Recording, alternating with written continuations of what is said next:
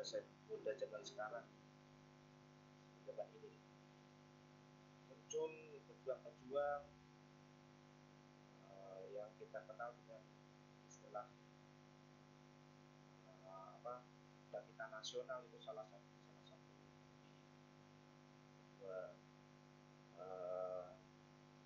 kemudian masyarakat Indonesia pada zaman kolonial itu tidak menutup mata kebangkitan nasional. Kemudian ada namanya pergerakan nasional di awal abad 50.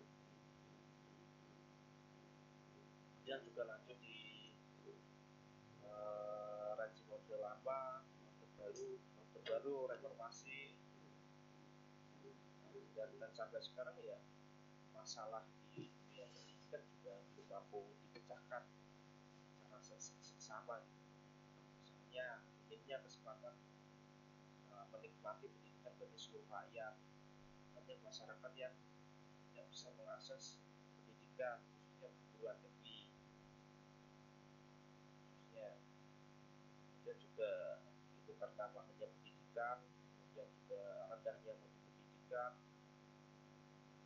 terbatas pembangunan sarana pendidikan itu juga terbatas, termasuk fasilitas yang itu sebagai hak kawan-kawan. Kemudian bicara kurikulum, kemudian juga tingkat kesejahteraan tenaga pendidik pun juga masih rendah. Kemudian juga problem demokratisasi di lembaga pendidikan, komersialisasi, dan masih banyak angka buta huruf. Nah, inilah bagaimana kawan-kawan juga, khususnya mahasiswa, juga harus berjuang melawan konsep-konsep baik itu sudah komersialisasi, privatisasi, kemudian liberalisasi di dunia pendidikan. Nah, aku coba kupas satu persatu gitu. Di zaman kolonial Belanda sampai zaman sekarang, zaman bisa sebut zaman milenial gitu. Kalau saya menyebutnya bukan zaman milenial, tapi zaman rezim Jokowi Ma'ruf. Saya ya. Nah, coba kita mulai pertama yaitu sejarah pada masa kolonial. Sebenarnya tadi sudah disebutkan sama Wahyu gitu. Kultur stil, ada sistem politik etis atau politik belis budi gitu. Nah, teman-teman mungkin tahu ya,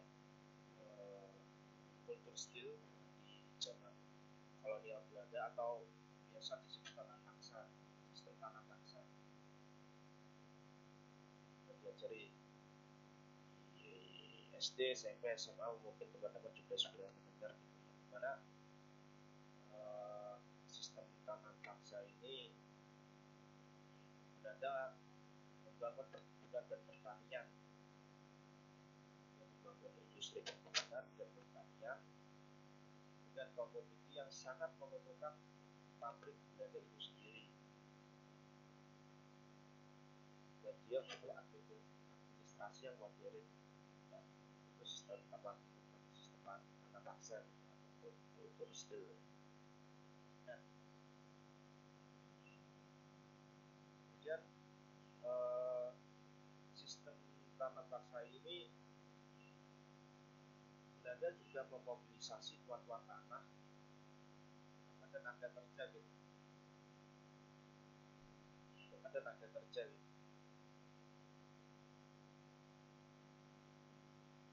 Belanda memobilisasi tuan tanah yang teman-teman bisa sebut, kalau di desa itu istilahnya kami tua, adus, ades. Itu juga ini adalah strategi Belanda supaya Belanda juga mendapatkan tenaga kerja untuk kepentingan perusahaan industri perkebunan di Belanda. Ya, rakyat Indonesia memang diberi pendidikan oleh Belanda melalui sistem tanah paksa. Itu hanya membaca dan bisa menulis.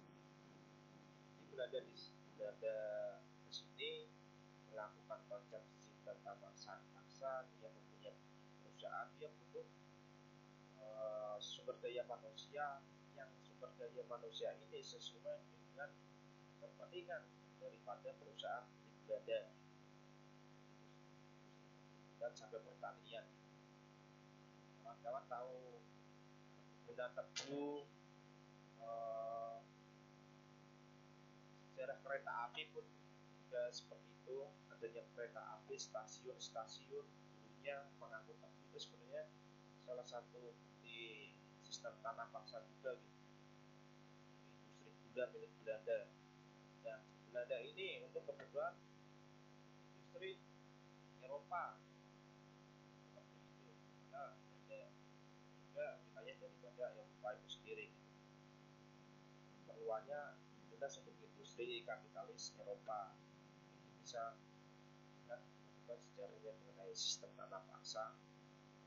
Masyarakat memang diberi pendidikan baca menulis, tapi itu untuk kepentingan industri milik Belanda. Nah, itu juga sistem tanah paksa juga digagas oleh Jenderal Van der Bos. Kita mungkin tahu di tahun 1830 sampai 70, yang tujuannya pertama itu menguruk kekayaan sumber daya alam di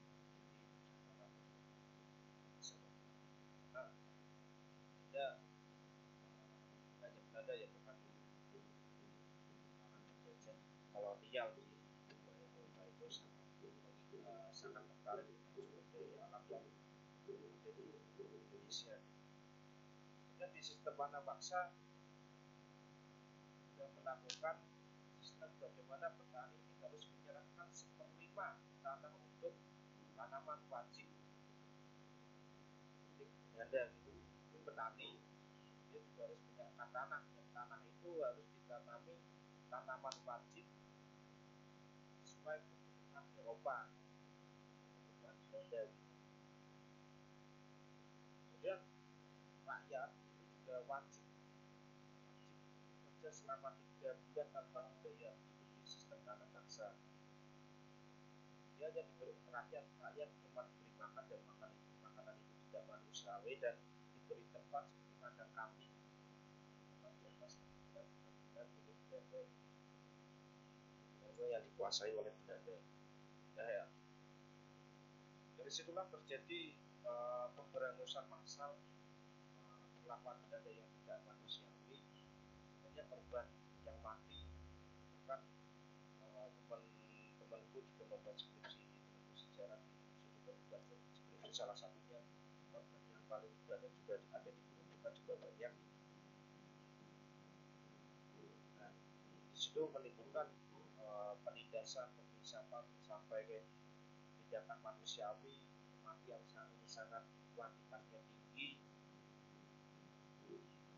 Nah, sistem tanah paksa ini yang dicetuskan atau digas oleh Van der Bos untuk kepentingan Eropa. Nah, dari penindasan, pengisapan, kemudian perlakuan yang tidak manusiawi di sistem tanah paksa ini, muncullah perlawanan dari rakyat pada waktu itu.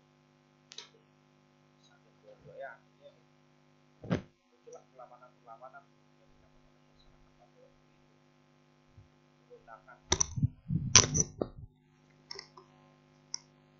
Nah, inilah kawan-kawan bisa menemukan apa yang namanya itu bentuk gerak materi. Dia ada penindasan, pasti ada. Setiap ada krisis itu pasti ada gerakan rakyat. Maksud ini krisis di mana banyak penindasan yang bisa dilakukan saya terjajah besar kematian, hingga muncullah perlawanan yang dilakukan oleh masyarakat pada waktu itu.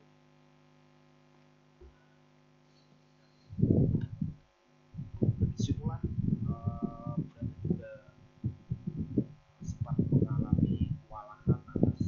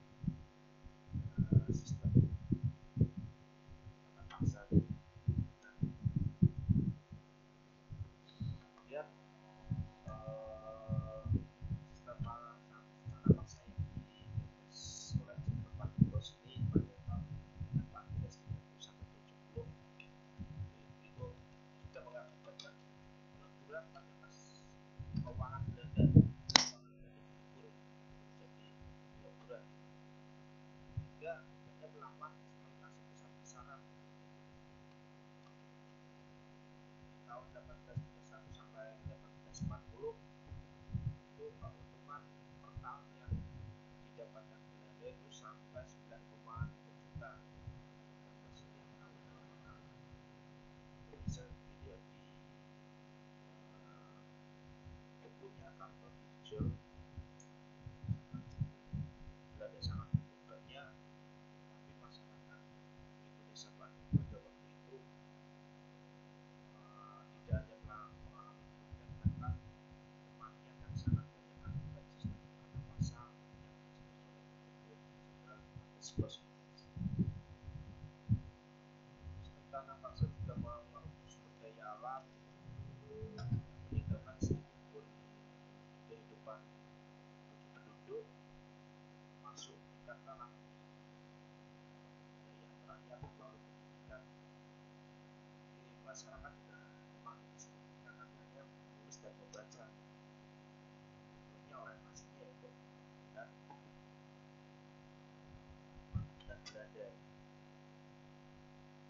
Itu bisa dilihat juga di Delhi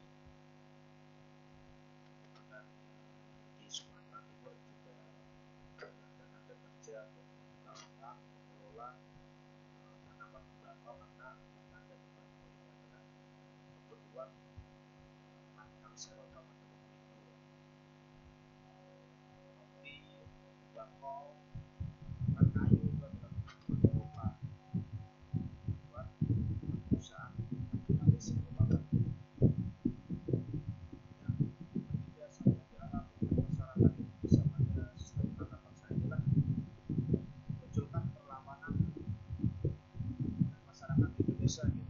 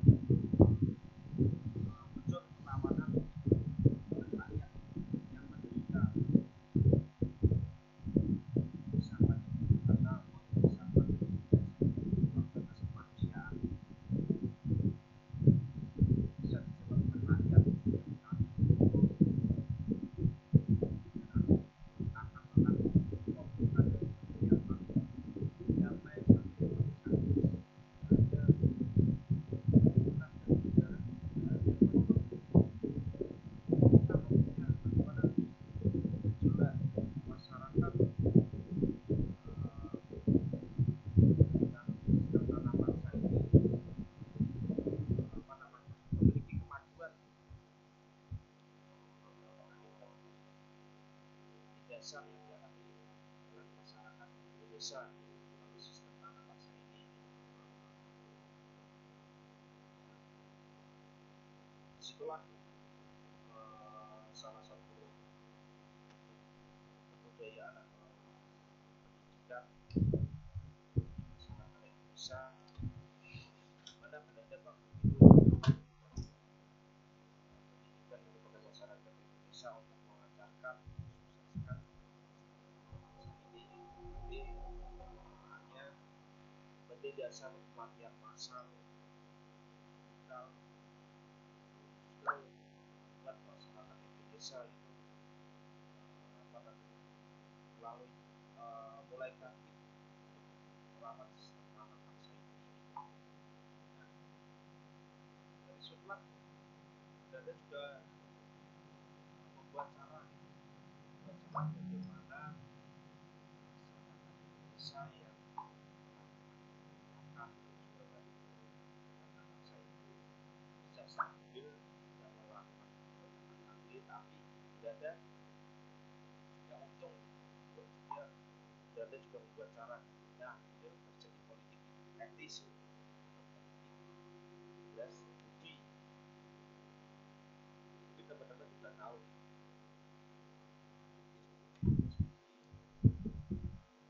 seperti halnya tadi yang dijelaskan Mas Wahyu juga menjelaskan mengenai politik etis, politik balas budi. Nah, di antaranya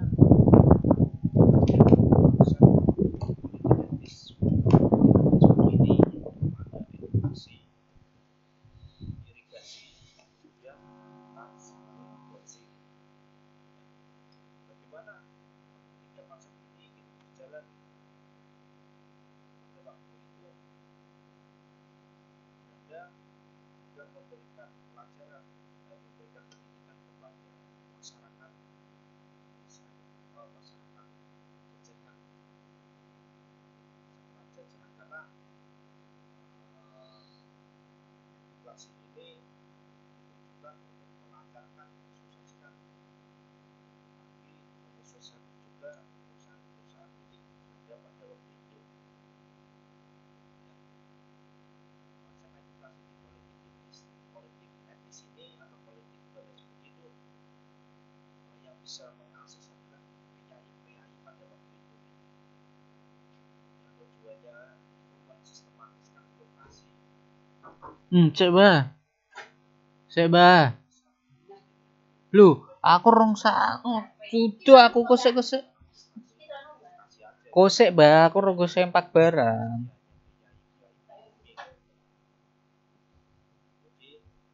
Sistem politik atau politik balas budi dengan konsep edukasi dan program pendidikan kalangan priai yang tujuannya ya mensistematiskan birokrasi, menjalin hubungan baik yang masyarakat Indonesia tidak melakukan pemberontakan lagi. Presiden bedana dan asisten bedana bisa disebut dengan kembang juga yang dijadikan oleh atek-atek Belanda. Belanda juga pintar politik itu, biar masyarakat tidak memberontak lagi, dia tidak memfasilitasi, memobilisasi tokoh-tokoh masyarakat pada waktu itu, khususnya priayi untuk disekolahkan. Tujuannya untuk kepentingan perusahaan milik Belanda pada waktu itu. Yang bisa menikmati ya priayi-priayi kalangan pribumi. Dan ada juga konsep di politik etis atau politik balas budi ada namanya irigasi juga, di mana irigasi ini orientasinya untuk melayani industri dan perkebunan milik Belanda. Seperti halnya yang tadi aku jelasin mengenai kalau teman-teman bisa melihat di Ambarawa kereta api Kuto masif itu kan juga untuk mengangkut tebu, dan tebu ini akan dijadikan gula dan gula ini adalah kebutuhan Eropa. Bisa lah dijadikan Belanda untuk mengirim bahan mentah dikirim ke Eropa karena kapitalis di Eropa pada waktu itu. Dan kemudian juga ada konsep di politik etis, politik balas budi itu transmigrasi, di mana Belanda itu memobilisasi tenaga kerja murah untuk perkebunannya juga. Migrasi sebenarnya sudah digagas oleh kolonial Belanda sebelum apa namanya, sebelum Rajim Soeharto. Transisi itu sudah digagas gitu, oleh pejabat kolonial Belanda. Dan akan tetapi kalau dari konsep edukasi, irigasi, transmigrasi ini atau politik etis atau politik balas budi ini terjadi ketimpangan. Soal edukasi itu diabaikan hanya sebagai formalitas belaka. Nah, hakikatnya politik etis ini bukan untuk meningkatkan taraf berpikir atau kemudian rakyat jajahan atau rakyat Indonesia gitu. Nah, kemudian juga dijadikan fasilitas atau sekolah-sekolah melaksanakan pendidikan secara massal, di mana pendidikan ini salah satu upaya menguruk sumber kekayaan Indonesia. Ini sangat apa namanya, kalau teman-teman lihat pintar sekali ya Belanda ya. Dia juga biar rakyat tidak memberontak, dia menggunakan tokoh-tokoh masyarakat pada waktu itu, priayi-priayi pada waktu itu,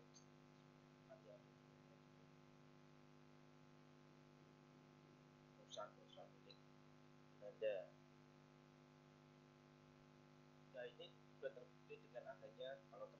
bisa lihat undang-undang agraria atau agrarisme waktu kolonial Belanda itu tahun 1870. Ini salah satu produk kolonial Belanda yang memberikan kesempatan kepada pemerintah Belanda untuk bisa merampas banyak tanah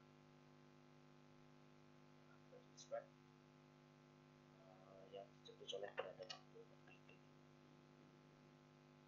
Ini politik etnis ini juga sebuah kebutuhan Belanda untuk memenuhi sumber daya manusia juga, yang dimana masyarakat Indonesia juga dikerjakan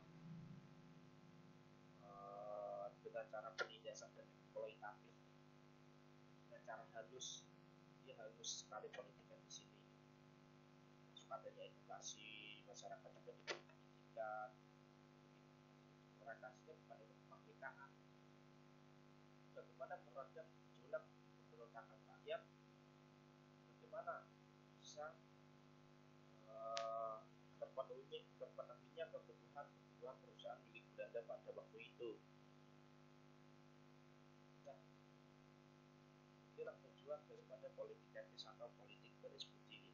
Ya, masyarakat pada waktu itu masyarakat yang kalah tentang transmigrasi, tentang irigasi, tentang edukasi, tapi orientasinya bukan semata-mata untuk kemerdekaan, bagaimana meredam gejolak masyarakat pada waktu itu. Itulah politik etnis atau politik garis putih. Juga diajarkan mungkin kawan di SMA ya, politik garis putih, politik etnis pada zaman kolonial Belanda. Salah satunya ya juga untuk memproduksi tenaga tampil bisa mengoperasikan perkebunan milik Belanda juga. Dan kemudian juga pemerintahan Indonesia, pemerintahan jajahan kolonial ini juga akhirnya juga mendirikan sekolah-sekolah waktu politik etnis itu sendiri gitu. Itu bisa dilihat ada sekolah ada sekolah hukum, muncul sekolah hukum juga atau sekolah itu tahun 1909, di mana sekolah itu bisa menciptakan ahli-ahli hukum, kejaksaan dan pengadilan. Kemudian ada juga sekolah pertanian di abad 20, tapi ya hanya sebatas untuk mencetak tenaga kerja saja gitu. Jadi 1876 itu juga didirikan sebuah sekolah yang namanya Land School, di mana yang bisa memasukkan adalah putra-putra golongan priai aja gitu. Kemudian di 1903 juga didirikan sekolah pertanian di Bogor, ITB ya, teman-teman kalau sekarang namanya ITB, itu dibuat oleh Belanda. Tujuannya ya untuk pertanian dan perusahaan pertanian dan perkebunan milik Belanda. Kalau teman tahu ITB sebenarnya dia buatan Belanda. Nah, itulah politik balas budi atau politik etnis gitu. Dan pada politik di tengah politik etnis berjalan, sekolah normal pun juga dibangun oleh pemerintah Hindia Belanda. Misalnya di Tondano di tahun 1873, di Apuina, Banjarmasin, di Makassar, di Padang, gitu. Juga dibuat sekolah-sekolah di Indonesia bagian timur gitu. Muncullah sekolah-sekolah gitu. Belanda juga membuat sekolah-sekolah yang tujuannya untuk kepentingan Belanda itu sendiri gitu. Nah, selain itu pemerintah Indonesia atau pemerintah jajahan juga mendirikan sekolah formal pada masa politik etnis gitu. Ada siapa sekolah formalnya gitu. Yang pertama dibangun oleh pemerintah Hindia Belanda itu pada tahun 1852 adalah sekolah yang tujuannya untuk pemenuhan tenaga pengajar saja gitu. Ada namanya sekolah school, sekolah guru itu di Solo. Kemudian di juga ada, Probolinggo juga ada, sekolah dokter Jawa juga ada. Nah inilah awal perkembangan sistem pendidikan kolonial itu dapat dilepaskan dari suatu politik kolonial. Jadi,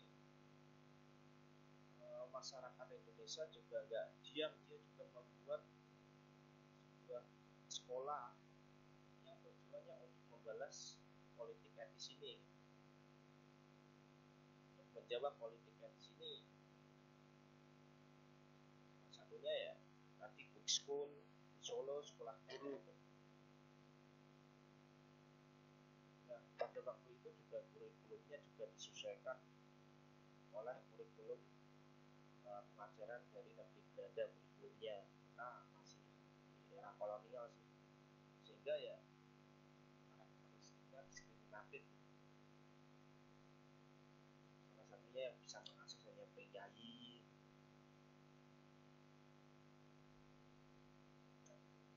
Kemudian sistem pendidikan kolonial Belanda itu juga menemukan kelompok masyarakat baru, kelompok priayi yang tidak berdasarkan garis keturunan, melainkan dia berdasarkan tingkat pendidikan saja.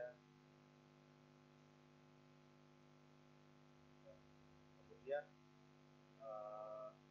juga didirikannya sekolah-sekolah yang melahirkan kaum muda terpelajar pribumi pada waktu itu. Jadi para pemuda, para priayi yang sekolah-sekolah itu juga nggak tinggal diam, karena priayi kaum terpelajar waktu zaman politik itu tahu politik etis itu priayi pada tahu ayatnya saja, ya para terpelajar juga membuat sekolah. Tujuannya itu untuk melepaskan belenggu penjajahan pada waktu itu. Tidak tinggal diam gitu. Ya, kemudian didirikanlah sekolah-sekolah yang mendirikan ya kaum muda terpelajar pribumi gitu.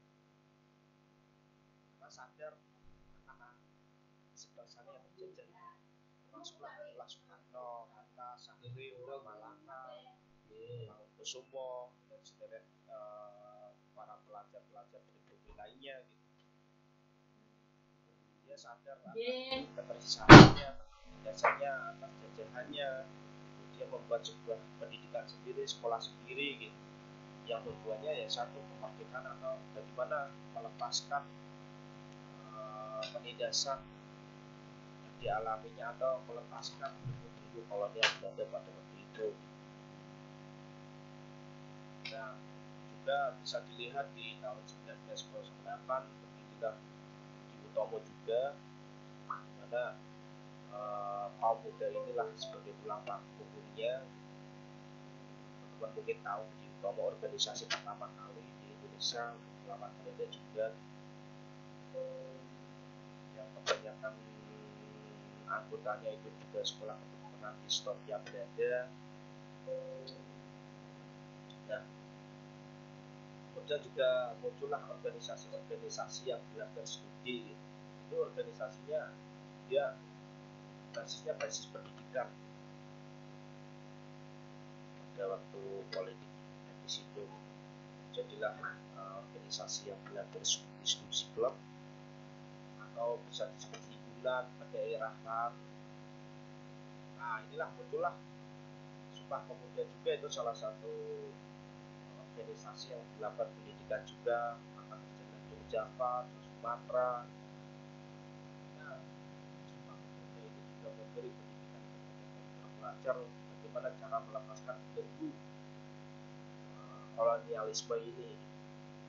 Jadi yang memberi pendidikan bukan pemerintah Indonesia terjajah gitu, tapi organisasi juga memberikan pendidikan pada kalangannya, kalangan muda mempertua, yang tujuannya adalah merdeka, atau tujuannya bagaimana melepaskan belenggu kolonial Belanda pada waktu itu. Kemudian muncullah organisasi juga Sarekat Islam di 1919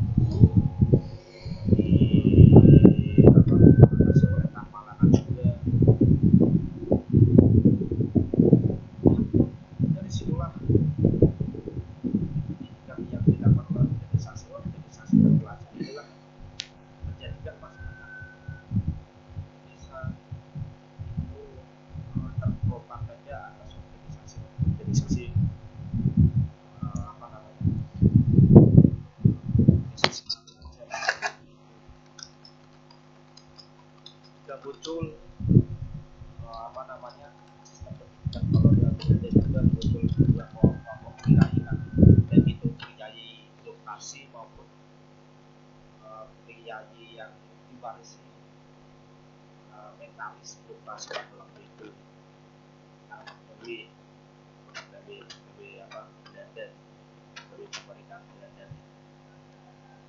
Dan kemudian kelompok ini juga berjuang melalui organisasi masing-masing, organisasi sosial, pendidikan dan sebagainya. Tujuannya ya tadi melawan budaya kolonial dan melawan diskriminasi yang dilakukan oleh Belanda. Munculan. Nah, seperti halnya taman siswa yang dilakukan di Ejar Bintoro 1922. Tujuannya apa? Menjelaskan rakyat di zaman kolonial Belanda, tetapi juga membangun sikap berjuang untuk menuntut kemerdekaan politik. Jadi kayak Ejar Bintoro membuat pendidikan sekolah itu tujuannya sesuai pada waktu itu. Gimana masyarakat itu bisa harus cerdas, dan cerdas ini bisa membangun sikap berjuang itu atau pada waktu itu. Jadi kenapa membuat nama siswa sama banyak terjadi teror yang dilakukan oleh Belanda sama juga oleh Belanda. Nah, jangan sampai Indonesia Belanda ini tidak pintar ya tidak bisa dijajah dilakukan oleh Belanda. Sekolah-sekolah organisasi itu bermunculan sehingga terjadilah perlawanan dilakukan oleh masyarakat Indonesia. Kemudian Soekarno itu salah satu bukti bagaimana keberhasilan tokoh dan pelajar itu menunjukkan suatu upaya yang terlepas dari dan salah satu buktinya. Nah, kemudian setelah politik edisinya atau politik bisa dikerjakan masyarakat Indonesia melalui pendidikan. Ya, ada punya takdir masyarakat tahu nih yang jadi apian tujuannya memberikan bocah Belanda. Ya itulah perlawanan juga dengan masyarakat pada waktu itu. Kalian seperti yang saya jelaskan tadi, membangun organisasi-organisasi, membangun sekolah-sekolah, sifatnya dan dorong kemudian menjadi perlawanan yang masyarakat. Pendidikan pada waktu itu doanya ya satu, bagaimana melepaskan kolonial Belanda yang merupakan seperti itu di situ nah muncullah Jepang masuk ke Indonesia di tahun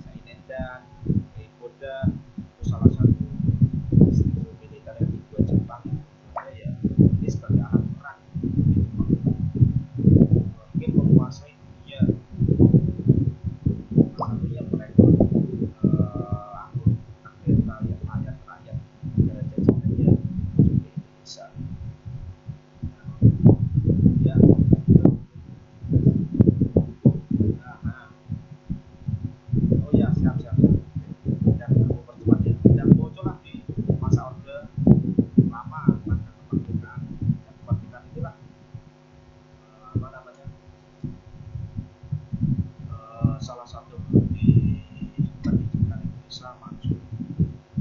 Nah, dengan kolonial dan pada masa kolonial Belanda ya bagaimana merdeka lah yang maju di merdeka. Jadi kami orde lama kami dengan Soekarno. Jadi bagi saya Soekarno nya adalah sebuah rejim berjudiasi nasional yang juga. Jadi Soekarno juga membuat sebuah sistem pendidikan yang untuk tujuannya yaitu mensejahterakan masyarakat Indonesia. Akhirnya muncullah pasal 31 yang dimana pendidikan tujuannya ya untuk mengelola sumber daya alam Indonesia dan untuk kesejahteraan. Jadi sejarah pasal 31 seperti itu diciptakan oleh Soekarno. Dan kemudian masuklah di Orde Baru. Baru inilah pemerintahan Soekarno ini lengser. Itulah rejim Orde Baru, mana Soekarno dijatuhkan oleh musuh-musuhnya, terutama di kalangan musuhnya yang kalangan itu juga beriringan dengan pembunuhan massal tanpa proses. Itulah Orde Baru. Orde Baru di zaman Soekarno inilah puncak klimaksnya gerakan mahasiswa pada waktu itu, masuk di tahun 65 sampai 1970. Jadilah kaos politik atau kita struktur yang dilakukan oleh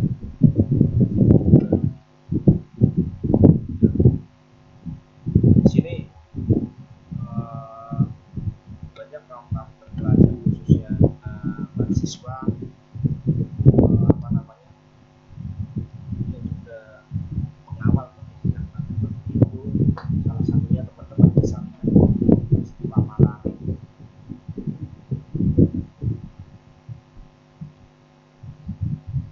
Soekarno ini di peristiwa Malari. Nah, banyak gerakan mahasiswa yang menentang Indonesia Jepang. Misalkan mau pinjam itu kan ada pinjam itu kan ada kepanjangannya kerjasama Indonesia Jepang. Pinjam. Di sini gerakan mahasiswa mulai klimaks, mulai muncul. Nah, kemudian kembali seperti era penjajah juga, tapi lebih sistematis. Soekarno ini mantul. Kemudian Orde Baru juga Makan sempat ngasih aku usaha itu muncul sistem yang bacaan apa namanya ceritanya untuk asing gitu, untuk transfer maupun terbukti dengan undang-undang pertama kali yang disusun oleh Soekarno adalah undang-undang modal asing pertama yang dilakukan impor di tahun 1966. Nah, Soekarno lengser, Soekarno yang menggantikan yang pertama yang Soekarno penanaman modal asing atau undang-undang PMA, dan yang dicaplok sumber daya bersama isu ya kan namanya Vietnam kemudian ini mengakibatkan kebijakan yang kolonialis telah digunakan oleh rejim Soekarno pada waktu Soekarno bisa berpikir jadi hanya pemberantasan juga organisasi punya ruang apresiasi terhadap akademik. Ya, muncullah masih belajarnya karena sistem itu dalam waktu kedua atau Soekarno inilah muncul yang namanya NKKPKK sebagai kebijakan apa namanya kebijakan mahasiswa atau perguruan tinggi pada waktu itu ketika tahun NKKPKK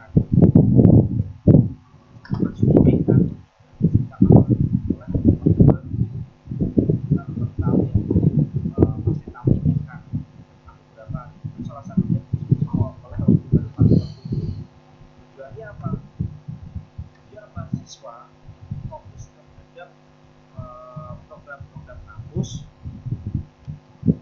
dan tidak usah mengurusi politik. Itu tujuannya pada waktu itu.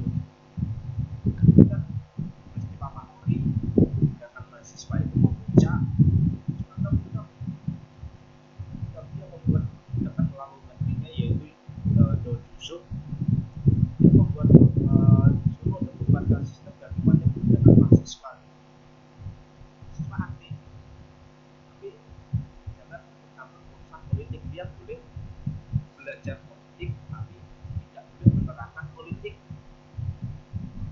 Masalahnya terjebak dengan namanya PKK, normalisasi kampus dan badan koordinasi kampus. Jadilah pembekuan dengan mahasiswa pada waktu itu atau tiba. Inilah kebijakan yang memaksa mahasiswa ada jalur kegiatan akademik ya seremonial, anggapan mahasiswa pinter mahasiswa Rajib Soekarno. Kemudian tercipta KKN, kerja nyata, kampus-kampus ada acara Natalis. Jadi mahasiswa nggak boleh ikut campur urusan politik, urusan kursi rakyat. Ayo dia bicaranya yang ngurusin kata-kata itu yang terjadi ya kegiatan mahasiswa Natalis, penerimaan mahasiswa baru ospek sudah kemudian diterapkan IPK. Mahasiswa ini punya target belajar tidak usah politik. Nah, gerakan mahasiswa waktu itu klimaks-klimaksnya melawan Orde Baru yang tinggal. Jangan terjadi terjadi penurunan oleh gerakan mahasiswa pada waktu itu. Kenapa Soeharto dia menjadi presiden, dia membuat kebijakan Belanda dan tujuannya ya untuk direalisasikan, termasuk WTO, World Bank pada waktu itu telah menskemakan, sistematiskan kebijakan Soeharto pada waktu itu, bisa mendikte. Jadi dengan Soeharto dia mengikuti rapat-rapat IMF World Bank, hasilnya utang Indonesia semakin banyak dan hasilnya Soeharto juga lengser pada waktu itu. Jadi bagaimana sistem pendidikan di Orde Baru ini melayani kapitalis monopoli global pada waktu itu, termasuk WTO yang dan World Bank pada waktu itu. Yang dilanjutkan oleh zaman Orde zaman Habibie, kemudian Gus Dur, kemudian SBY dan SBY inilah klimaks-klimaksnya juga adanya komersialisasi dan privatisasi pendidikan. Jadi IMF pada zaman SBY itu menyuruh kepada pemerintah Indonesia untuk memangkas subsidi pendidikan menjadi 20%. Inilah bentuk imperialis Amerika Serikat melalui IMF, di mana SBY harus memangkas kebijakan, memangkas subsidi pendidikan pada waktu itu. Akhirnya ya jadilah komersialisasi pendidikan pada waktu itu. Itu bisa dilihat di kesepakatan Indonesia mendatangkan letter of intent lewat 400 juta US$. Nah, inilah nama pertamanya Indonesia. Ya, jadi klimaks-klimaksnya komersialisasi pendidikan di zaman era SBY kan dilanjutkan oleh zaman Jokowi JK pada waktu itu, di mana diperbolehkannya kampus swasta, mendirikan institut pendidikan, jadi swasta boleh mendirikan swasta. Yang tujuannya ya karena apa namanya, negara lepas tanggung jawab. Adanya banyaknya kampus swasta di Indonesia ini adalah bukti bagaimana negara lepas tanggung jawab. Kemudian PTN juga seperti itu gitu, adanya UKT gitu. UKT sebenarnya disilang gitu, yang tujuannya negara tujuannya juga melepas tanggung jawab gitu, mengenai di perguruan tinggi negeri gitu. Dan kemudian di situasi sekarang ya, langsung saja situasi sekarang ini di era Jokowi Ma'ruf, pendidikan biaya itu semakin mahal, alokasi anggaran pendidikan yang sedikit, dan banyak tenaga pendidik yang honorer. Itu salah satu problem yang dialami atau sistem pendidikan saat ini. Kemudian kemarin aku juga melihat sempat analisis investigasi terkait sistem kebijakan Nadiem Makarim, yaitu sekolah merdeka dan kampus merdeka. Yang tujuannya apa? Ternyata tujuannya ya bagaimana krisis yang dialami oleh imperialisme bisa tersalurkan melalui pendidikan gitu, terbukti dengan investasi bisa masuk di dalam kampus, investasi asing bisa masuk di dalam sekolah-sekolah, dia bisa masuk memberi kurikulum perusahaan di dalam sekolah maupun kampus. Dan di kampus merdeka nanti kalian menerapkan di mana teman-teman melalui KKN nanti bisa mempromosikan produk-produk milik generalis atau kapitalis monopoli global. Ini yang diskemakan oleh Nadiem Makarim untuk melayani para kapitalis monopoli global. Nanti akan terjadi bagaimana kawan-kawan secara oleh masuk bisa melalui KKN, punya uang bisa liburan kampus, sedangkan kami di sekolah-sekolah di mana ini bisa merekrut tenaga murah dalam sekolah-sekolah. Dan itu yang dilakukan oleh Nadiem Makarim melalui kampus merdeka maupun merdeka sekolah merdeka. Sejatinya gini kan, sejatinya dari era zaman kolonial Belanda sampai sekarang, dan itu dijadikan alat untuk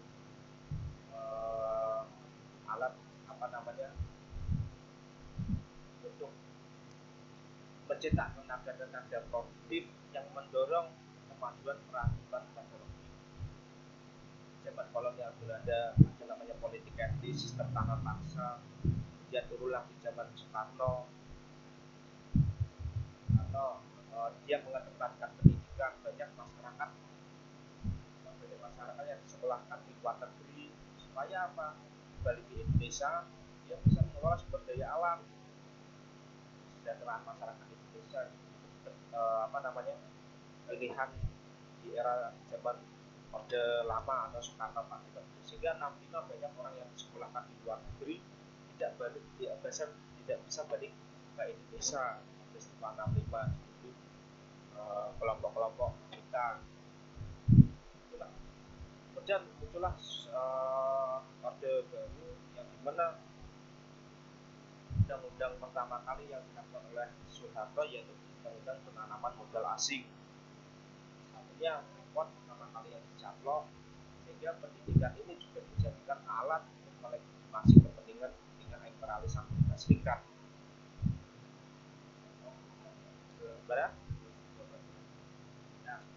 Sedikit.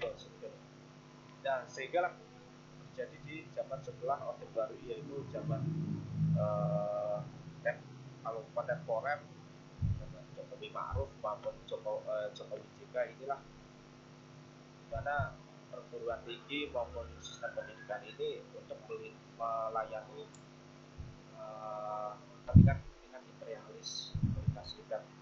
Makanya jangan heran banyak mahasiswa yang sekarang apatis, banyak mahasiswa yang sekarang tidak peduli dengan kondisi masyarakat di kelas guru maupun kaum tani. Nah itu kan akan dijadikan alat untuk merubah kebudayaan masyarakat Indonesia juga melalui kurikulumnya. Dia disibukkan oleh acara ini, oleh acara kampus dan lain sebagainya. Dan inilah tujuan dari sistem pendidikan itu sendiri. Itu sih Bu, mungkin itu aja gitu. Teman-teman nanti bisa kasih materinya terkait sistem pendidikan itu, sistem pendidikan nasional itu bisa dibaca, bisa nanti. Mungkin itu aja sih kawan-kawan. Itu Bu.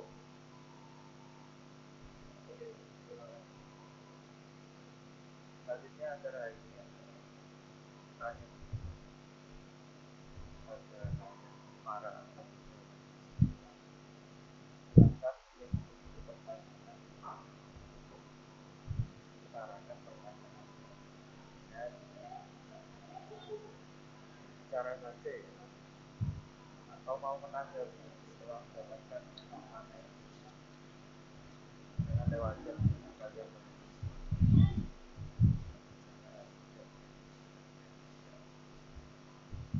silakan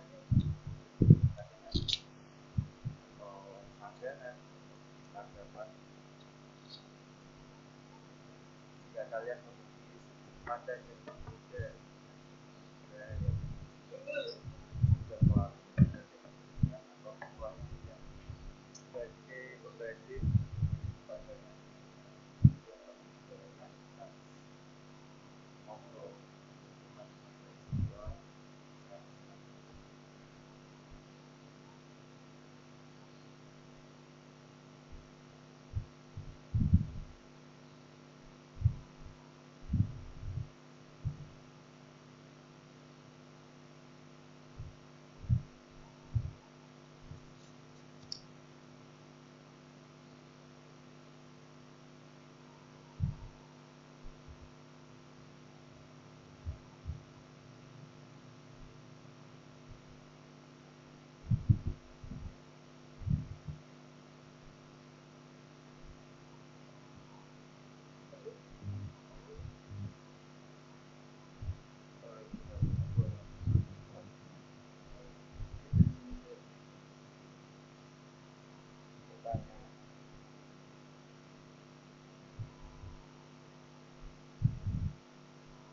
Dari apa yang disampaikan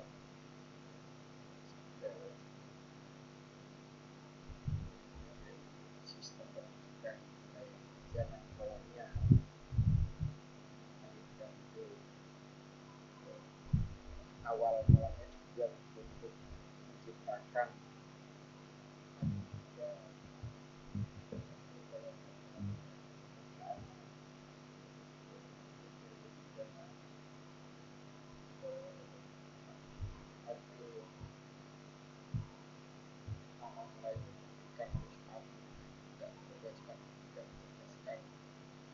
kemudian Orde Baru di sini mulai terjadi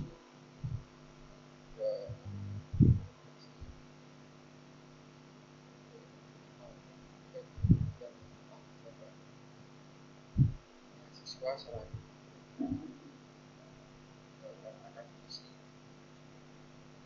misalkan secara terus sampai ke sini mungkin pendidikan saya lihat dari baru selesai sosialisasi gratisan saja pendidikan sekarang harus mampu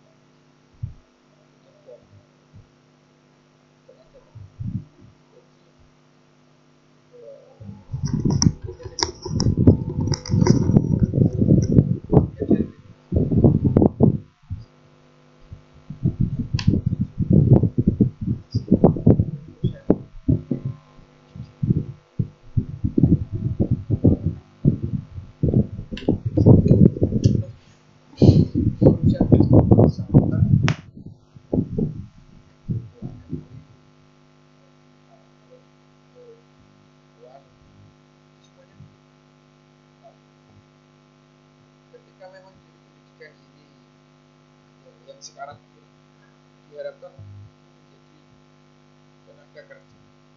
Nah, baik bisa dibilang meskipun sedikit eksklusif bagian kantor itu kan menyediakan kita untuk menjaga pada mereka pengguna jasa. Yang ingin saya tanya, masyarakat Indonesia masih petani dan juga guru jadi negara maupun juga asing yang mayoritas bisa dilihat pendidikan itu 70% atau 60% masih petani, 60% itu terdiri dari guru juga petani. Dari situ maka apa yang kita sebagai mahasiswa untuk kedepannya supaya kita tidak terlalu dengan masyarakat tetapi juga memberikan dampak positif terhadap perubahan sosial maupun ekonomi. Mungkin itu.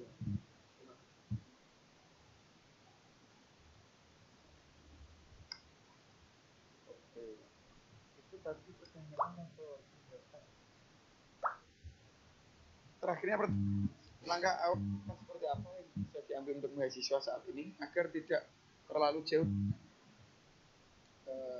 para petani masyarakat pribumi Indonesia, petani tetapi tetap memberikan dampak perubahan untuk kemajuan. Mungkin dari Mas dan Bang Ingrid nanti bisa berikan sedikit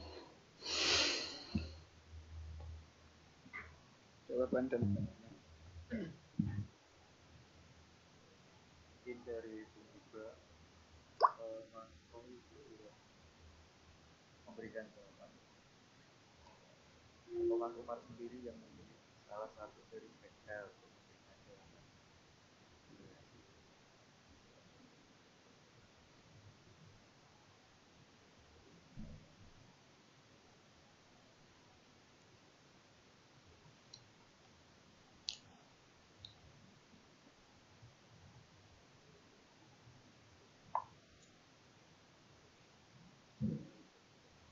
Mulai sapa dulu nih Bung.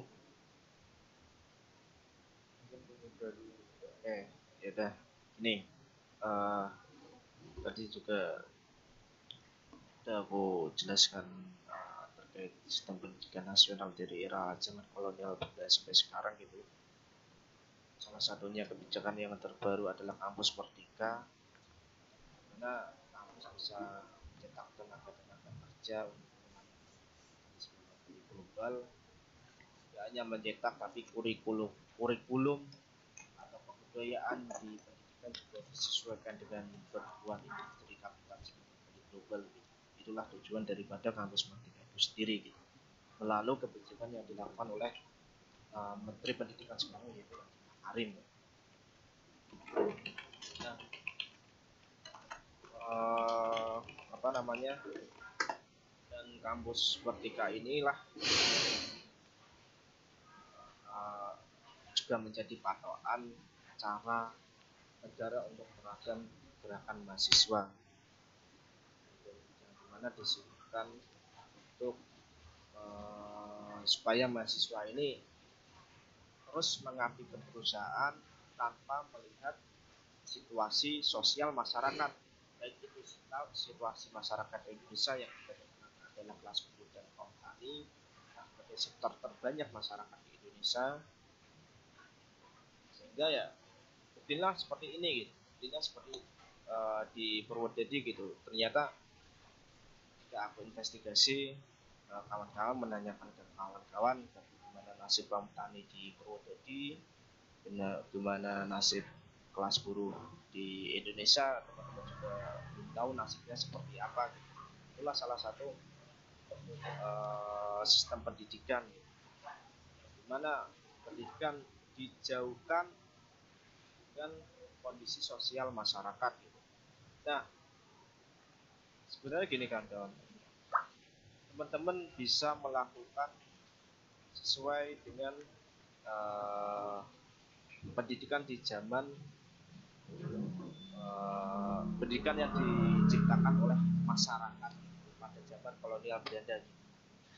di mana organisasi-organisasi yang dilakukan oleh pribumi, dilakukan oleh masyarakat, itu tidak hanya sebatas organisasi, tapi itu sebagai sekolah gerakan rakyat yang tujuannya untuk melepaskan belenggu kolonial pada waktu itu. Ya, ini yang paling penting gitu. Jadi teman-teman juga harus bisa membuat sekolah gerakan melalui organisasi-organisasi, tidak hanya tempat hiburan saja, tidak hanya tempat kumpul saja, tapi bagaimana menciptakan sebuah sistem pendidikan di organisasi itu sendiri gitu. Jangan ibaratnya ada kampus di dalam kampus itu. Kampus di dalam kampus itu. Siapa kampusnya? Kampus yang di dalam itu siapa? Ya organisasi kawan itu. Tujuannya adalah mencerdaskan bagaimana sumber daya manusia ini bisa tahu kondisi masyarakat Indonesia, kondisinya dia sendiri, dan bisa memiliki cara untuk menyelesaikan permasalahan dirinya sendiri maupun masyarakat itu sendiri gitu. Jadi ada kampus di dalam kampus. Jadi jadikan sebuah kumpulan organisasi ini tidak hanya sebatas kumpulan saja, seremonial, alis dan lain sebagainya, tapi jadikan organisasi itu sebuah gerakan, sekolah gerakan rakyat. Tujuannya apa? Itu meningkatkan kemampuan dan kesadaran untuk berjuang bersama rakyat. Kenapa? Karena mahasiswa gitu. Nah, untuk masalah ekonomi ya tadi yang dipertanyakan Bung Umar juga untuk masalah ekonomi ya. Ekonomi ini kan bisa diciptakan karena permasalahan buruh, tani, mahasiswa itu juga permasalahan ekonomi semua. Buruh ketika tidak berangkat potong gaji, pecat, PHK kamu ekonomi. Kemudian kaum tani, jangan ketika tanahnya dirampas, hasil produksi nilainya itu dikecilkan, itu juga ekonomi. Kemudian mahasiswa gitu, biaya kuliah yang mahal, kemudian tidak ada kepastian kerja, tidak diberi kepastian besok mau kerja di mana gitu. Jadi ya terjadi situasi ekonomi. Nah, ekonomi ini bisa diciptakan oleh masyarakat ketika sektor rakyat itu bersatu. Melalui apa? Melalui, kalau pengalamanku, melalui reforma agraria minimum. Jadi ada reforma agraria maksimum, ada reforma agraria minimum. Kenapa yang dipilih reforma agraria? Karena mayoritas masyarakat Indonesia adalah kaum tani. Reforma agraria minimum bagaimana bisa memproduksi atau kebutuhan baik itu ke petani maupun mahasiswa dulunya gitu. Dulunya aku menerapin seperti itu gitu. Di Purwokerto itu membuat sistem ekonomi sendiri bersama kaum tani di lereng Gunung Slamet, koperasi sendiri.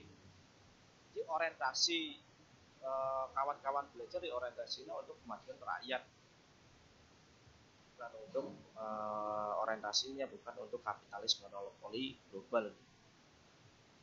Nah, ketika itu orientasinya kapitalis monopoli global ya, dia akan terjadi apatis, konsumtif, dan lain sebagainya, gitu, pragmatis, liberal bahkan.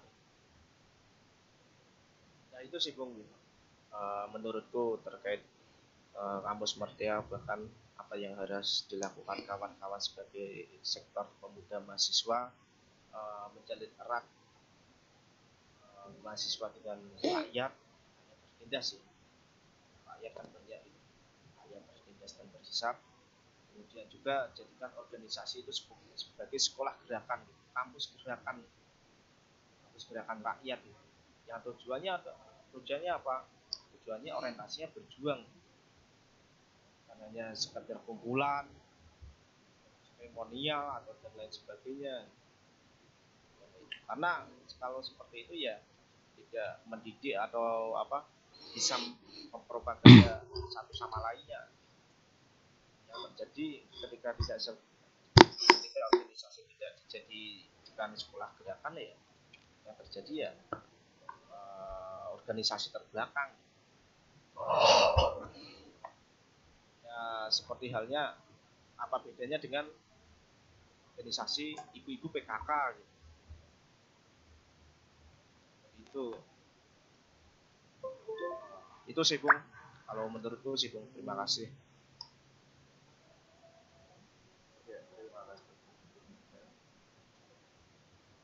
Ya, Wah, kira-kira ngobrol.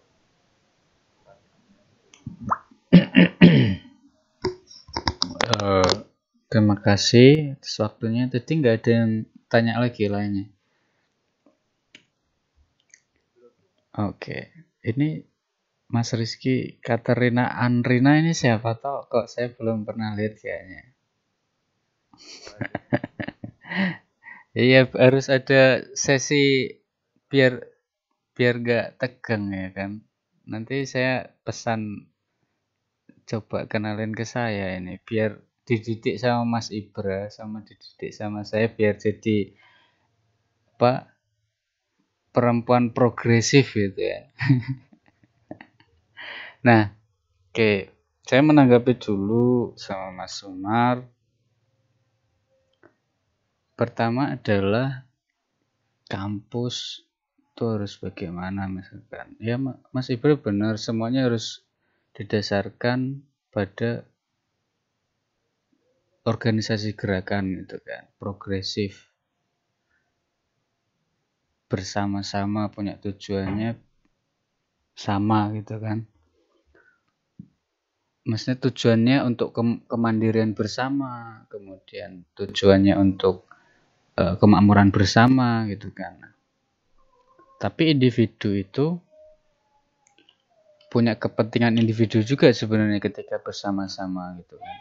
Dalam teori psikologi juga manusia itu bersama-sama, maksudnya membuat sebuah gerakan bersama karena punya kesamaan nasib yang sama gitu kan, latar belakangnya punya tujuan yang sama gitu. Tapi kalau tujuannya itu udah selesai, maka harus bikin tujuan bersama yang baru, ya kan? Kalau enggak, ya akan sendiri-sendiri lagi. Karena pada dasarnya manusia itu juga individu yang berbeda satu dengan yang lainnya gitu.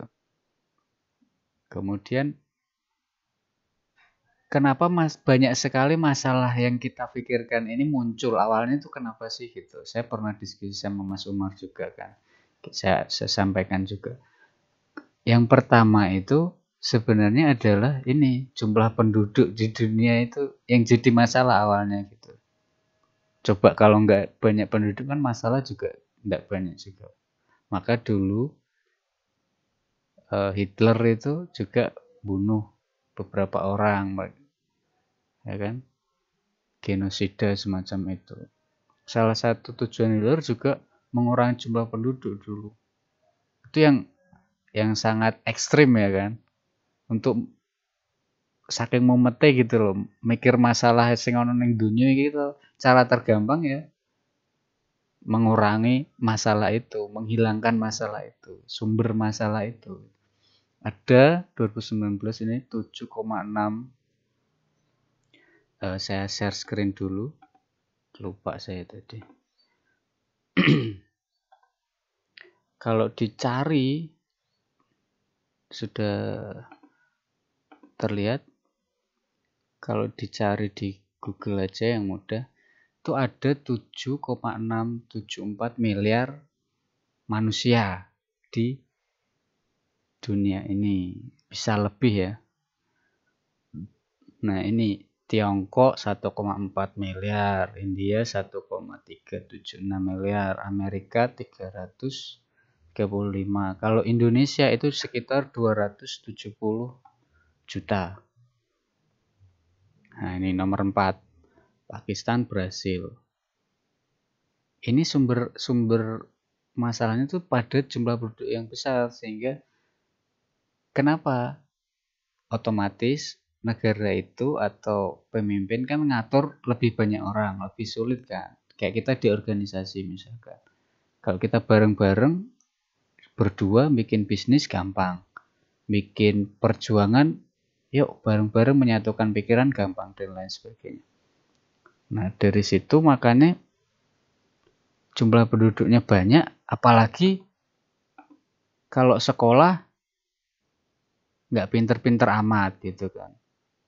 Nggak pada niat belajar, nggak baca buku. Ya jadi sumber masalah lagi akhirnya. Jadi lulus sekolah mengharapkan pekerjaan tadi kan katanya harus dijamin gitu kan. Seseorang yang lulus sekolah harus dijamin. Tapi dia nggak punya kompetensi untuk bekerja, bagaimana coba? Kan jadi masalah, jadi pengangguran kan. Saya tadi di awal sampaikan bahwa iya setiap orang berhak untuk bekerja, tapi nggak bisa dong setiap orang itu langsung bisa masuk tanpa punya standar kompetensi gitu kan. Contoh di perusahaan itu ada syarat-syarat untuk masuk kerja tadi ya saya sampaikan di awal. Maka ya masyarakatnya ketika belajar di sekolah ya jangan cuman nongkrong-nongkrong aja kayak yang sekarang ini rame di kafe ngobrolnya ya obrolan yang kita dengar di kafe apa sih nggak jelas, obrolan gosip, obrolan tentang personal orang lain gitu kan, bukan obrolan yang seperti kita bicarakan hari ini gitu kan, mikir negoro dan lain sebagainya. Anak muda kan kayak gitu sekarang. Nah, hal semacam itu yang jadi masalahnya juga. Kemudian bagaimana kampus itu bisa punya kekuatan, power misalkan, atau dia bisa jadi kampus benar-benar kampus pendidikan yang mendidik masyarakatnya gitu kan, dan bisa bareng-bareng bersama dengan masyarakatnya untuk membuat sebuah kemajuan bersama gitu kan. Nah itu tadi kuncinya. Tridharma perguruan tinggi sudah ada, tapi tanya kepada diri kamu sendiri, kamu meneliti nggak? Kamu penelitiannya, kamu meneliti nggak? Nah kalau meneliti, penelitianmu seberapa besar efeknya untuk orang lain? Saya contohkan tadi, kalau di luar negeri penelitiannya itu bagus-bagus. Contoh internet ini hasil penelitian dulu di bidang militer pertama internet itu. Nah, sehingga berkembang. Nah, ini bisa dipakai untuk umum, untuk masyarakat. Kan otomatis maju semuanya ya kan. Ekonomi maju, komunikasi lancar, kangen-kangenan bisa video call ya kan. Nah, semacam itu. Lah kalau sekarang tanya pada dirimu, sudah pada level mana kamu meneliti? Atau mungkin penelitiannya ngopi, punya teman lain. Pemikiran penelitian tidak didasarkan pada kemampuan lokal kita, potensi lokal kita. Contoh, ini ya kesehatan ya, bidang farmasi ini kan tadi saya baca ada anak-anak farmasi. Nah, Indonesia itu tanaman obatnya banyak. Tapi kenapa orang kalau sakit lebih banyak pergi ke apotek, beli obat-obat kimia? Nah, itu tanya ke dosen kalian.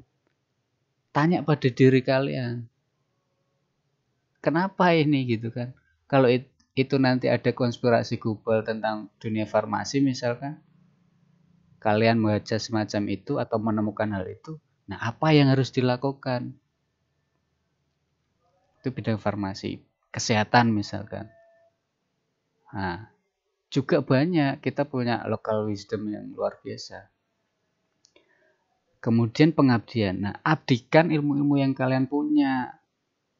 Ya kan, kalau kalian mau bentuk misalkan anak-anak farmasi ini tadi koperasi, bikin koperasi yang mengolah obat-obatan lokal, potensi digerobokan apa banyak. Ya, pengabdian bareng masyarakat. Masyarakat dididik juga, misalkan dia nggak punya kemampuan untuk sekolah di kampus karena udah tua misalkan, udah banyak tanggungan untuk menghidupi keluarganya, anak-anaknya dan lain sebagainya. Ya, diajak. Jadi Apalagi kalau biasanya dulu saya ada program live in gitu ya, hidup bersama berdampingan sama masyarakat. Ya kalau kalian bisanya seminggu ya nggak masalah, tapi kalau kayak Mas Ibra misalnya dalam waktu bulan-bulan, ada yang 3 bulan, 6 bulan gitu kan, bikin koperasi bersama masyarakat, meneliti bersama masyarakat, ya kan, bikin gerakan bersama masyarakat, ya itu bagus untuk baca apa yang sebenarnya fenomena yang terjadi gitu kan, yang ada di masyarakat ini. Karena kalau ilmu pengetahuan kalian ada di kampus saja, ya kan, ilmu pengetahuan tidak didasarkan pada pengalaman kehidupan yang real terjadi di masyarakat, ya cuman kayak baca buku sebenarnya kuliah itu. Karena apa? Karena banyak penemuan-penemuan eh, yang kita temukan, maksudnya ahli-ahli riset itu temukan, ya berdasarkan ketika dia ada di masyarakat, bersama masyarakat. Contoh ini ya, hal yang dasar mungkin yang semua orang sudah pernah baca dan tahu dan diceritain. Contohnya, Newton itu dulu, dia ngelihat apel jatuh aja, itu dipikir ya, dan dia bingung kenapa ini apel kok jatuhnya ke bawah. Nah, ternyata ada hukum Newton, ya kan. Kemudian ada mobil tiba-tiba belok, jalan kencang tiba-tiba belok, ternyata miring dan terjatuh, gerakan sentripetal. Kemudian ada sebuah raja yang dia mau menghitung berat mahkotanya itu berapa sebenarnya. Nah, dia di pemandian air panas, kemudian ngobrol, tiba-tiba ada yang jebur, airnya meluap dan lain sebagainya. Itu dipikir, dan itu ada terjadi di masyarakat, terjadi di, bukan cuma terjadi di teks ya, di buku-buku yang dibaca, tapi itu kehidupan nyata yang direfleksikan. Kalau dalam Islam itu segala sesuatu itu harusnya membuat kalian berpikir gitu loh. Itu ada suratnya lah, saya lupa, tapi artinya semacam itu. Nah, tapi di kehidupan kampus kita nggak seperti itu. Di masyarakat kita belum memahami itu, meskipun kita mayoritas muslim gitu kan. Kita tidak mempraktikkan itu. Nah, apapun itu, misalkan detak jantung, itu kan membuat kita harusnya berpikir, ada apa dengan detak jantung ini? Kalau berhenti kenapa? Bagaimana? Ya kan? Nah, riset-riset itu harus didasarkan pada pengalaman nyata dan refleksi diri. Di kampus itu harusnya jadi pusat inovasi satu, harus jadi pusat gerakan tadi, berkumpul. Kayak kalian ini bentuk suatu organisasi jadi BEM gitu kan. Kenapa? Karena dalam Islam juga disuruh kalau ada 3 orang sedikitnya ya, angkatlah satunya itu jadi pemimpin. Gitu loh. Dalam Islam seperti itu.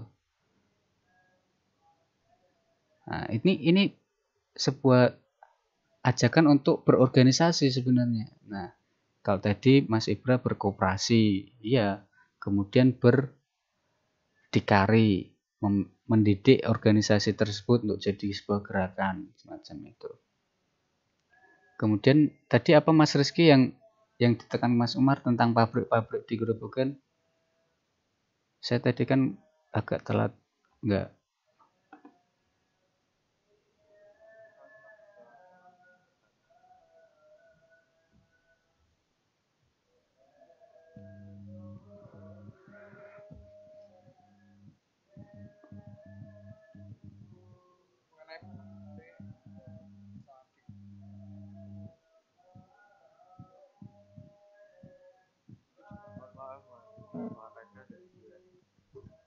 Kalau pakai double diutak.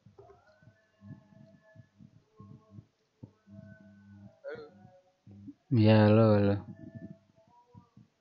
Pabrik di Gerobogan, pabrik besar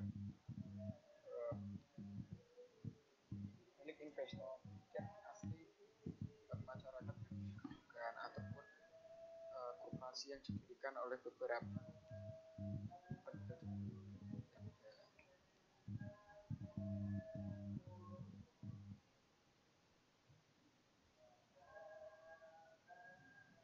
Terus gimana? ya tadi mas.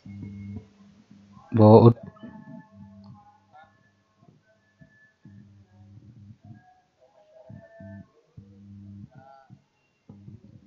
oh gitu ya.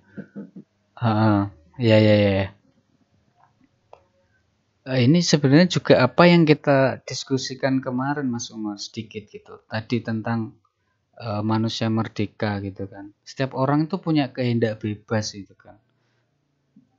Nah, kehendak bebas itu atau kemerdekaan itulah yang sebenarnya membuat kalian bisa apa saja, apalagi di zaman yang sekarang ya, enggak yang kayak dulu banget gitu. Kalau sekarang kemerdekaan jauh lebih lumayan lah gitu, enggak kayak yang dulu-dulu banget.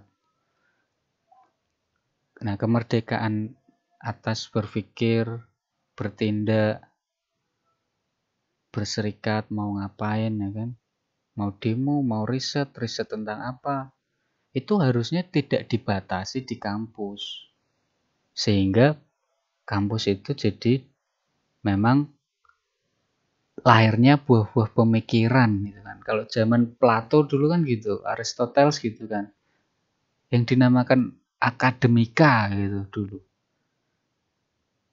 Seperti itu, jadi pemikiran apapun nggak boleh dikekang di kampus itu. Ya, termasuk misalkan tadi mengkaji tentang Papua Merdeka, mendukung Papua Merdeka gitu kan, itu nggak masalah, nggak boleh dikekang. Tapi negara kita kan nggak. Nah, jadi karena kalau riset itu dibatasi, pemikiran itu dibatasi, kajian itu dibatasi, ya nggak jadi riset, nggak jadi menghasilkan sesuatu yang besar gitu. Contoh kalian skripsi, pengen skripsi tentang bagaimana ini ya hubungan sesama jenis gitu, perempuan atau laki-laki atau heteroseksual, anak-anak kesehatan ya misalkan. Tapi ada dosen yang nggak boleh, jangan, itu menurut norma agama jangan gitu, nanti kamu gini-gini tahu gini ikut atau bagaimana. Nah, itu kan pembatasan terhadap kebebasan atau kehendak berpikir kita di kampus ya kan. Ya nggak boleh. Apa kalian mengajukan judul gini, nggak boleh, kamu ini aja gitu. Nah, pendidikan itu harusnya mencerdaskan, mengarahkan kalau dosen kan. Jangan membatasi ilmu pengetahuan itu. Karena semakin banyak ilmu pengetahuan, banyak riset, sehingga banyak usaha-usaha yang bisa diusahakan, yang bisa berkembang jadi contoh bisnis juga, menjadi sebuah gerakan bersama, jadi sebuah koperasi bisnis misalkan. Nah, tadi kenapa kok banyak pabrik ada di Grobogan, banyaknya modal asing? Ya kita tilik toh, siap. Apakah masyarakat Grobogan sudah bisa membuat ini tadi pabrik pengolahan pakan ternak misalkan? Selama ini ada nggak? Ada, tapi kecil-kecil misalkan, yang bikin pur sendiri pakai alat seadanya itu, yang kayak digiling gitu loh. Nah, lalu bagaimana risetnya? Dibantu oleh orang-orang kampus misalkan, universitas. Nah, oh ternyata nggak ada yang bantu prosesnya. Ya masyarakat akan pada stuck itu, kecuali kalau masyarakatnya kreatif, bisa meneliti lagi sendiri. Nah, makanya semuanya harus bekerja sama. Contoh lain, banyak ini kejadian jebakan tikus itu mematikan orang malah, tidak mematikan tikus coba.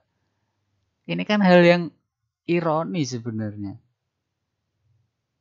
jebakan tikus itu ning sawah malah mematikan orang, bukan mematikan tikus. Nah ini kenapa? Ya karena kita nggak punya teknologinya itu. Kenapa nggak punya teknologinya? Ya karena kita nggak pernah riset. Dikirain listrik aja dikasih gitu, langsung kena tikus mati. Iya mati, tapi nek kena manusia juga mati gitu loh. Padahal tikus kan punya frekuensi tertentu itu, kayak nyamuk misalkan. Kalian peletekan nyamuk itu, nek kena tangan ya nggak mati. Kena nyamuk baru mati. Nah, punya frekuensi khusus yang itu sudah bisa mematikan tikus. Nah, masyarakat kita nggak punya teknologi itu. Coba kalau ada kampus elektro, jurusan elektro atau apa meneliti itu, kemudian dihibahkan ke masyarakat, masyarakat juga terdidik. Kalau enggak ya bersama pemerintah daerah misalkan. Oh ini di daerahku kok potensinya apa? Pertanian ya, peternakan ya, maka saya harus bikin kampus pertanian peternakan. Lah di Grobogan itu potensinya sudah jelas, nggak ada SMK jurusannya peternakan, pertanian, ya kan? Ini kan hal yang aneh. Yang rame apa kalau daftaran SMK? Otomotif laki-laki, mobil, ya kan, komputer TKJ. Ini dari kesadaran masyarakat juga nggak ada. Orang-orang tuanya ngarahin ke jurusan itu, IPA aja, IPS, sekolah SMA di sana. Nah, potensi kita bukan itu, men, di Grobogan. Kalau kita mau menang di daerah kita sendiri, berdikari atas wilayah dan kedaulatan pangan kita, termasuk di Grobogan, termasuk terhadap tanah kita sendiri, ya kita harus punya ilmunya. Kalau enggak ya anak petani akan ke kota, jadi kuli bangunan, jadi pekerja sipil, jadi insinyur dan teknik yang lainnya di kota-kota, tidak mengolah tanahnya sendiri gitu loh. Nah masalahnya tadi pertama sebenarnya kesadaran individualnya, itu yang paling penting menurut saya. Nah kesadaran individual ini dari mana? Ya dari proses semacam ini, diskusi, membaca, ada apa sih sebenarnya, akar masalahnya apa, oh potensinya apa, peluangnya gitu kan. Dari 7 miliar orang ini tadi, ini semuanya butuh makan, ya kan, 7,6. Lah kita punya potensi tanah, punya potensi ilmu bertani, tapi kenapa kok kita malah berjalan berlawanan terhadap istilahnya apa ya, given dari Tuhan gitu. Apa yang sudah diberi oleh Tuhan, anugerah yang sebenarnya ada di depan mata tapi kita nggak menyadari itu. Mungkin itu sih, kalau ada pertanyaan dan jawaban saya ya mungkin itu aja. Terima kasih Mas Rizky.